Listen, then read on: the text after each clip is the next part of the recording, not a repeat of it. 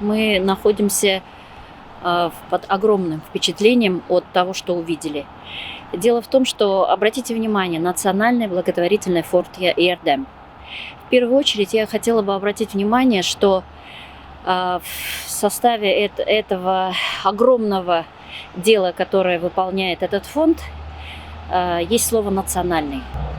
Здесь, сегодня, сейчас, на этой территории выполняется великая миссия – помочь не только нуждающимся, но и больным детям. Я была поражена, какую работу проделывают организаторы, руководители. Впечатления, конечно, много, они такие достаточно глубокие, нужно немножко времени, чтобы это все осмыслить, переварить. И я думаю, надо вот такие начинания, такие добрые дела развивать в других регионах. И вот мы будем сейчас думать, каким образом мы могли бы приобщиться или как-то наладить какие-то, может быть, у нас подобные проекты.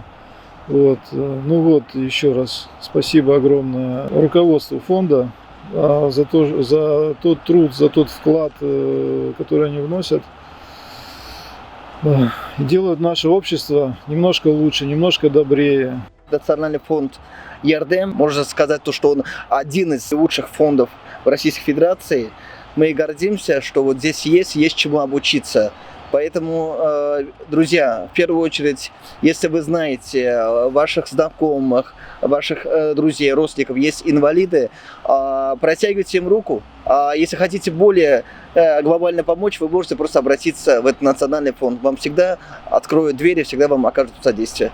Благодарим руководство фонда «Ярдем» в лице Ильдар Хазрата Баязитова, в лице Ильхама Хазрата, Малики Ханум и всех остальных, кто над ним работает, потому что каждый вклад играет колоссальную роль.